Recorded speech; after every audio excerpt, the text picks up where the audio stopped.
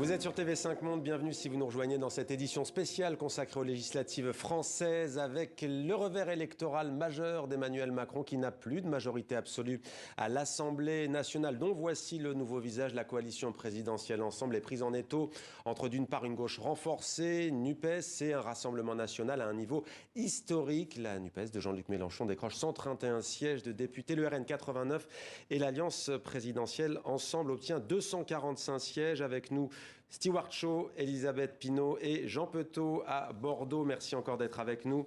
Avant de vous entendre, on va donc voir si l'art du compromis que l'on peut voir chez les voisins européens de la France, Allemagne notamment, Belgique ou Italie, est possible. Guillaume Villadré dresse un état des lieux de la situation inédite au lendemain de ces législatives. Un paysage politique sans dessus-dessous, une assemblée sans majorité claire. La France est-elle devenue ingouvernable ? Ce sera donc compliqué, il va falloir de l'imagination, de l'audace, de l'ouverture, c'est une évidence. Ma hantise, c'est que ce pays soit bloqué, c'est ma seule hantise. Pas question pour autant, assurent les proches d'Emmanuel Macron, qu'Elisabeth Borne démissionne de son poste de Première ministre. Pas question non plus de dissoudre une Assemblée nationale à peine élue. Pour sortir de l'impasse, le camp présidentiel pourrait négocier un accord de législature avec une partie de l'opposition. Pourquoi pas les Républicains ? Avec 64 députés, le parti de droite pourrait permettre à la coalition Ensemble de dépasser la barre des 289 sièges permettant d'approuver les textes de loi. Mais Christian Jacob, le patron des LR, refuse toute alliance. Il y a déjà des désaccords stratégiques parmi les députés LR, parmi la formation politique LR, donc on ne s'oriente pas du tout dans cette direction-là. On n'a pas en plus de culture politique à l'allemande en France, on a plutôt une culture de la conflictualité plutôt que de l'accord d'un point de vue général, et il serait assez surprenant que cela change dans le cadre de cette nouvelle législature.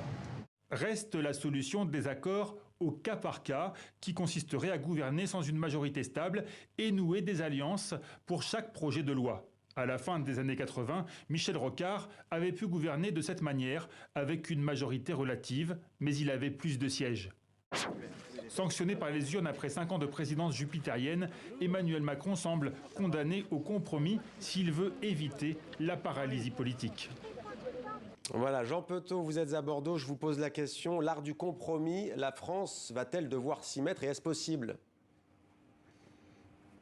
Oui, parce que c'est pas du tout dans la culture politique et même parlementaire française. On a en France coutume de faire des coalitions avant l'élection et d'aller regrouper ou pas dans des alliances devant les électeurs. C'est ce qui s'est passé d'ailleurs avec la constitution de la NUP et aussi de la coalition Ensemble, hein, qui rassemble La République En Marche, désormais Renaissance, mais également Horizon, le Modem, Agir et d'autres petites formations. Par contre, lorsque cette campagne a eu lieu, que les urnes ont parlé, effectivement, c'est plutôt une tradition d'affrontement, ou alors ça passe par ce qu'on appelle de l'ouverture, mais ça veut bien dire ce que ça veut dire. C'est-à-dire, l'ouverture, c'est le pendant de la fermeture, du cadenassage, d'une certaine façon. Vous vous souvenez de ces phrases de Patrick Devedjian en 2007, après l'élection de Nicolas Sarkozy. Il commençait un peu à être chagrin, je crois qu'il était secrétaire général à l'époque de l'UMP, et il était chagrin de voir Nicolas Sarkozy qui multipliait les, entre guillemets, débauchages individuels de personnalités, des Kouchner et d'autres. Il avait dit « J'aime tellement l'ouverture que j'aimerais bien qu'elle aille jusqu'à l'UMP, jusqu'au parti présidentiel ». Ça veut bien dire que les formations politiques n'aiment pas se retrouver après l'élection pour négocier, parce qu'on a tendance à considérer en France que le compromis est une compromission. Eh bien, restez avec nous, on y revient dans un instant également avec nos invités. Mais d'abord, l'avis d'un Italien, Leonardo Panetta. Il est correspondant de Mediaset à Bruxelles. Il connaît parfaitement la vie politique italienne, qui a souvent été chaotique. Alors, peut-on gouverner avec une majorité relative? Est-ce que c'est simple ou est-ce que c'est compliqué? Écoutez. Pour l'Italie, c'est la normalité, la situation que maintenant il y a en France. Je dois dire, par exemple, maintenant, nous avons presque tous les partis qui est dans le gouvernement de Draghi, sauf le parti de Giorgia Meloni, qui c'est un parti de la droite. Qu'est-ce que je peux dire? En Italie, normalement, le gouvernement dure une année et demie, c'est la moyenne. Ainsi, pour nous, c'est presque la normalité en situation comme la situation en France. Il faut toujours dialoguer, il faut toujours l'art de Donc vous nous dites en fait que ça procure de l'instabilité en fait. Nous on parle de compromis, mais le compromis c'est aussi l'instabilité. Voilà, c'est ça. Et il faut toujours dialoguer entre les partis et surtout il faut dialoguer avec les petits partis. Parce que, par exemple, en Italie, normalement, les gouvernements terminent parce qu'il y a les petits partis qui ne sont pas contents de la situation. Par exemple, le dernier gouvernement s'est terminé parce que le parti de Renzi, l'ancien Premier ministre de l'Italie, qui est maintenant un petit parti de 2%, a dit « OK, stop avec le gouvernement de Conte, de l'ancien Premier ministre ». Je ne sais pas si l'Italie c'est un bon exemple, mais si vous avez besoin de quelques suggestions, par exemple, Draghi part toujours avec Macron, je pense que Macron peut demander quelques suggestions sur la vie politique en Italie. Et vous, quel est votre regard sur ce qui se passe en France aujourd'hui? Une partie de la presse européenne, on le verra tout à l'heure, insiste beaucoup sur la montée en puissance du Rassemblement national. Vous, qu'est-ce qui vous frappe dans ce vote des Français? Par exemple, je suis surpris des résultats du Front national, du Rassemblement national, mais en Italie, je dois dire que maintenant, c'est la normalité aussi, parce que nous avons par exemple la Ligue nationale ou les partis de la droite de Giorgia Meloni qui sont très très forts en Italie. Je pense que maintenant, il y a une situation très pareille entre les deux pays et on est presque dans la même situation. Et il faut, en Italie, nous avons un souci avec la droite parce que normalement, la droite est montée. Maintenant, la Ligue, ce n'est pas très fort, mais maintenant, nous avons le parti de Giorgia Meloni qui peut gagner la prochaine année l'élection. Et quelquefois, on dit que le gouvernement plus probable en Italie la prochaine année, c'est de Giorgia Meloni et de centre-gauche. Merci. C'est difficile, mais peut-être. On voit que rien n'est jamais acquis, en tout cas dans la politique, quel que soit le pays. Merci d'avoir été avec nous, Leonardo Panetta. Tiens, on n'a pas entendu depuis le début de cette édition spéciale un parti qui, certes, est arrivé quatrième, si je ne m'abuse, c'est les Républicains. Jean-François Copé a dès hier soir proposé un pacte de gouvernement en faveur de la majorité présidentielle pour faire face, je cite, aux extrêmes, mais son camp politique ne veut ni pacte ni coalition. On écoute Christian Jacob, le patron des Républicains. Très clair, nous sommes dans l'opposition, au gouvernement et à Emmanuel Macron, que nous avons combattu pendant ces élections législatives, et nous resterons bien évidemment sur cette ligne. Donc il n'est pas question ni de pacte, ni de coalition, ni quelque accord de quelque nature que ce soit. Voilà, Elisabeth Pinault, ça tombe bien, vous avez passé toute la journée auprès de l'état-major des Républicains. Que se passe-t-il ce soir à l'état-major? Déjà, on les sent revigorés, ça va mieux. Après les 4,8% de Valérie Pécresse à la présidentielle, là, ça fait plus de 13% en termes de pourcentage. Et puis, ils peuvent être une force pivot. Ils le savent très bien. Les députés de la majorité plus les LR, ça fait plus de 300, ça fait voter les textes. Donc, ils peuvent être séduisants, ils pourraient être séduisants pour le camp Macron de les amener dans leur giron. Sauf que la position de Christian Jacob et la quasi-unanimité du camp LR, c'est écoutez, vous essayez de nous affaiblir pendant 5 ans, on ne va pas tomber dans votre escarcelle tout de suite. Ouais. Après, il y a une petite minorité donc représentée par Jean-François Copé, Madame Morancet, la présidente des Pays de la Loire, une partie de la Sarkozy aussi qui serait plutôt d'accord avec l'idée de se rapprocher, de faire un pacte de gouvernement avec Emmanuel Macron, peut-être faire entrer des personnalités dans le gouvernement et faire voter des textes, faire avancer des idées, être dans l'action. N'oublions pas que lors de la dernière législature, les Républicains ont voté 40% des textes. Tout de même, ça pourrait compter à l'avenir. Stewart Shaw, il y a une fracture en France avec ces deux blocs, NUPS et Rassemblement national. Et pourquoi ?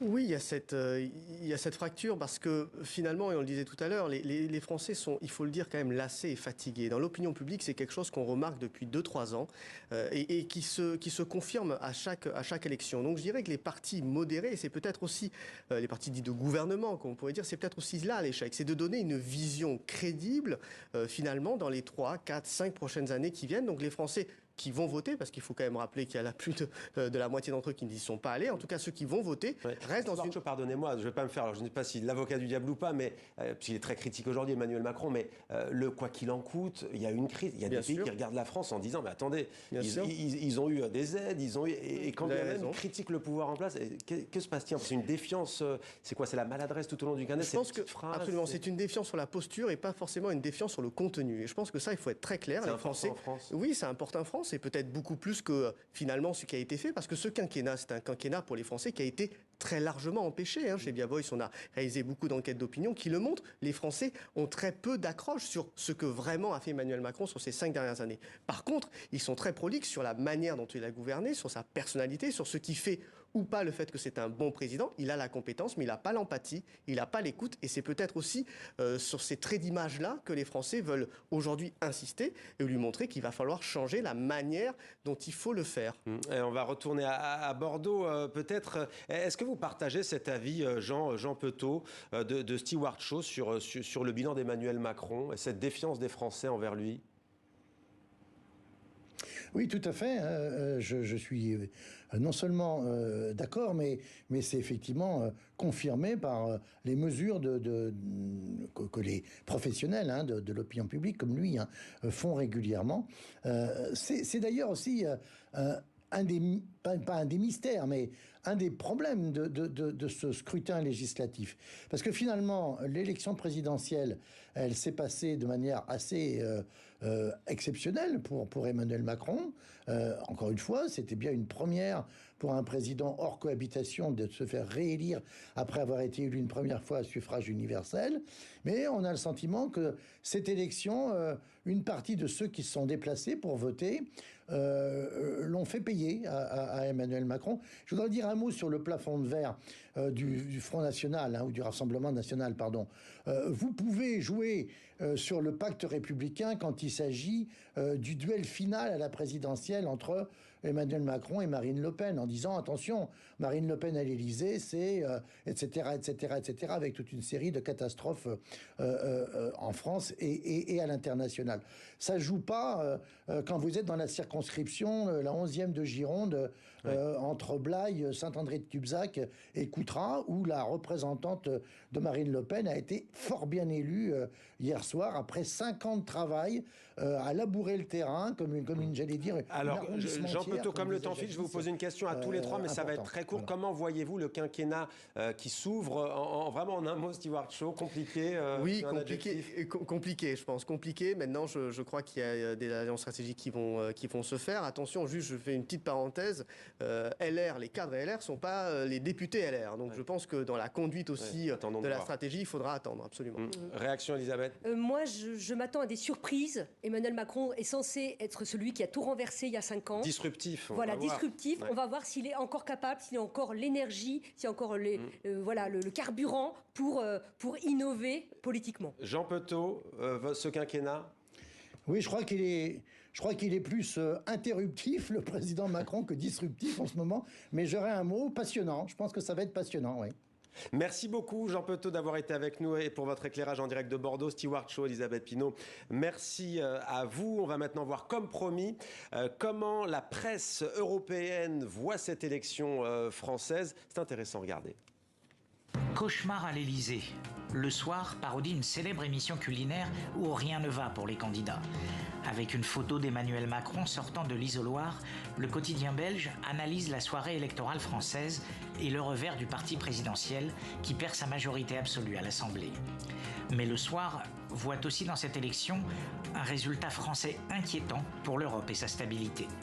Parodiant une autre célèbre émission de télévision, la presse suisse égratigne à son tour le président français. Rendez-vous en terre inconnue, ironise Le Temps, qui rappelle qu'Emmanuel Macron va devoir désormais apprendre à partager le pouvoir. Outre-Manche, on n'est pas tendre non plus avec Emmanuel Macron. Sacré blues, titre en français dans le texte le Daily Telegraph. De l'autre côté des Alpes, la Repubblica titre simplement que le président français perd sa majorité absolue. Le quotidien italien souligne également l'exploit de Marine Le Pen et une débâcle qui va peser sur l'Italie. Même son de cloche en Espagne, où le quotidien El País insiste aussi sur la percée de Mélenchon et de Le Pen.